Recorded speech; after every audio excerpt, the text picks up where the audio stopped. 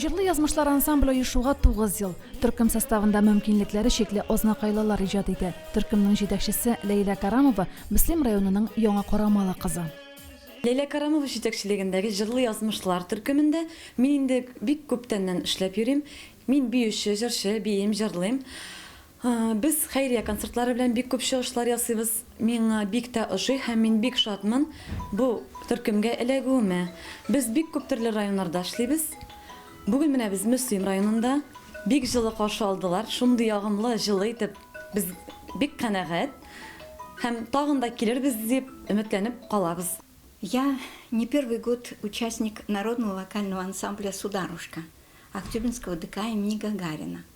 Мы дипломанты многих республиканских конкурсов.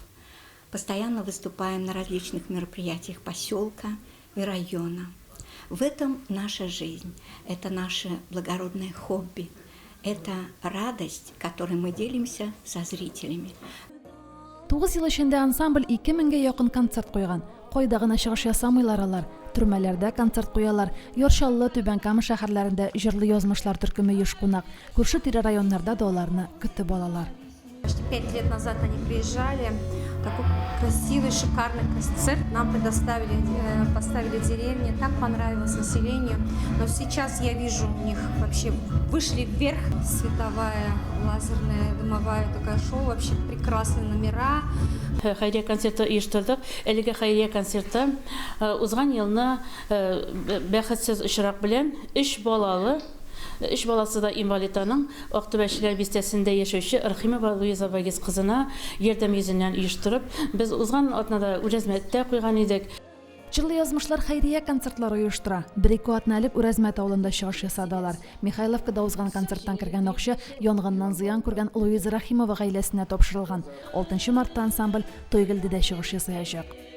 Хәйрия дигәштән инде әкрен генә шушы авыр тормышлы гаиләләргә ярдәм йөзеннән, авыру балаларга ярдәм йөзеннән садака сыйфатында дип әйтик инде. Ул садака инде ул матди яктан гына да булмаска мөмкин, ул рухи яктан да садака бик күп бит инде. Безнең кеше белән исәнләшүебез дә садакалардан булып тора. Расих хәзрәт Каюмов ул безнең хәйриячелектә бик тә катнаша торган киң күңелле, мәрхәмәтле җан иясе. Мөслимдә концерт куябызмы, Үрәзмәткә концерт куябызмы? Һәр вакытта оештыру эшләре безнең Расих хәзрәткә. На самом деле благотворительность — это огромная работа. Пусть капли в море, но она всегда поможет. Мөмкинлекләре шикле булса да, яшәү дәрте яна аларда. Арада гаҗәеп тавышка ия егет кызлар бар. Күрми калмагыз һәм ярдәм кулында сузарга онытмагыз.